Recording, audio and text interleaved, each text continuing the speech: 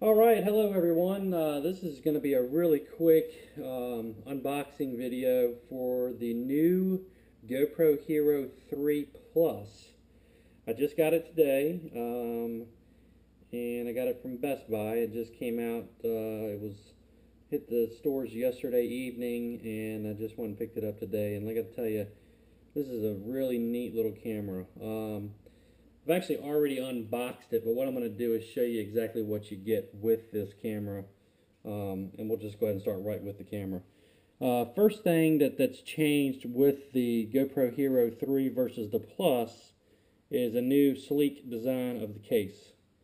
It's a lot thinner, so it's less weight, which is a very big advantage, especially if you're flying on quads like I do, or anything that you fly, or in the air with, of course, radio-controlled airplanes. It really makes a huge difference having less weight, and you still have the features of having the protection.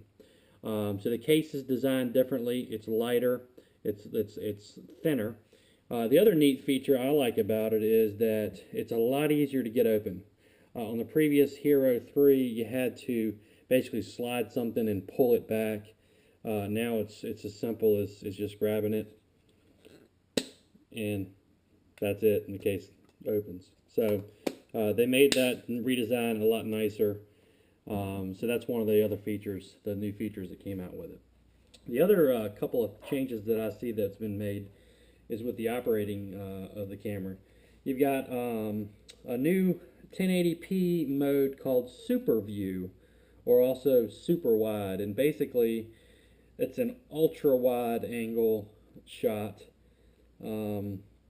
I did a few test videos earlier this evening as the sun was going down, so I really didn't get a chance to see its full effect. But what I could recognize, or at least what it appeared to be for me, is that it doesn't look like in Super View mode, in 1080p Super View mode, that it doesn't seem like it has the fisheye effect, or as much of the fisheye effect during video mode as it did with the Hero 3 and even the Hero 2.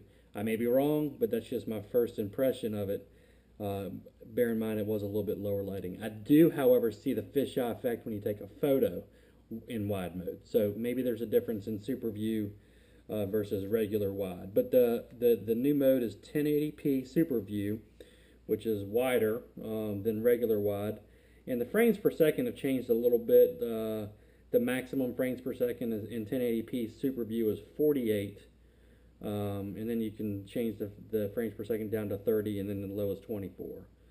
Then the actual video modes that it comes with, I'll go over those real quick. You can do WVGA, you can do 720p Super View, which is also the ultra wide, and you can actually do that, record that in 100 frames per second, which is pretty neat. 720p, obviously, it's 960p. Then you got the 1080, regular 1080 with 60 frames, 48 frames, 30 and 24, and then the Super View, which is 48, 30 and 24 frames per second. Then you have the 1440p, and then two new modes, and I think both of these were on. I know the 2.7K was on the Hero 3, and I think the 4K was as well, but you got 2.7 in a 17:9 resolution, and then you get the 4K video resolution in 17:9 versus 16:9. So that's pretty cool.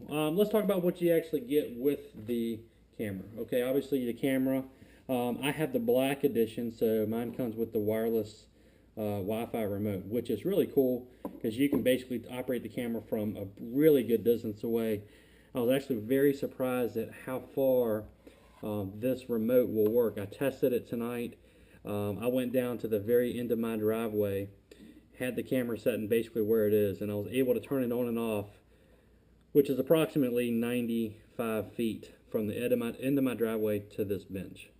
And that's pretty cool. So if you want to set up your camera like on a tripod and then walk away from it, turn it on and off, you can do so. What I really would like to see them do is actually add a screen to this where you could see, kind of like the LCD backpack does, you could see what you're viewing and what the camera's taking. But on the flip side, it does have that capability if you download the app, and you can use your iPhone for it, or a smartphone for that matter. So you get the remote, really cool. And with that, you get a charger for the remote, which is in USB form. Okay, and the neat thing about this is you just plug it in. It plugs in, and you plug it in, and then the LCD screen will let you know that it's charging, and then when it becomes fully charged, it basically the icon stops. So that's kind of cool.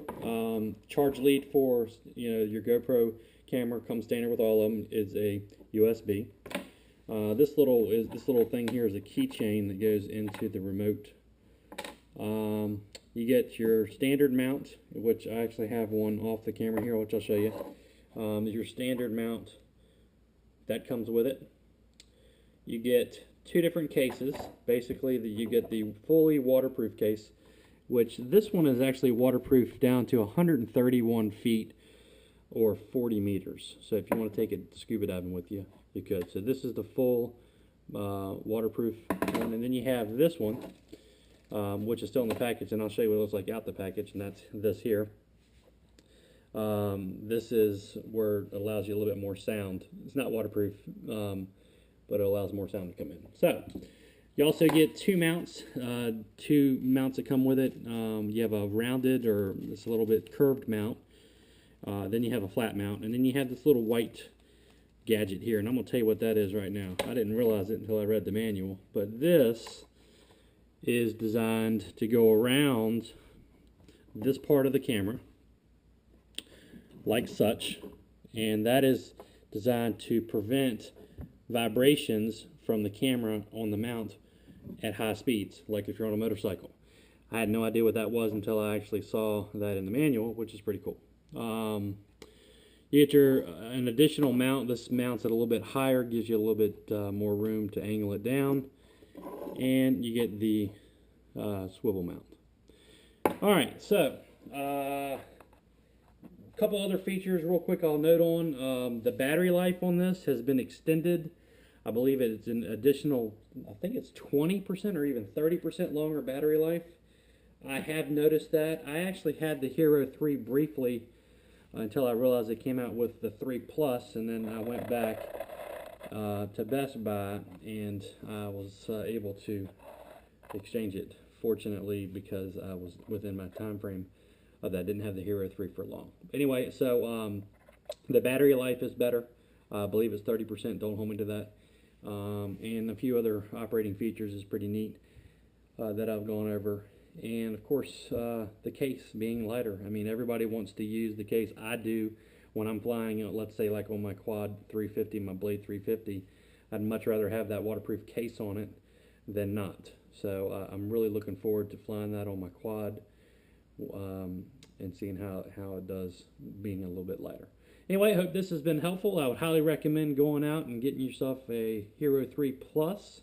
It is very nice. I'm going to enjoy it, and I'm hoping that the Super View mode is all that it's made up to be. It seems like it's going to be a really big hit.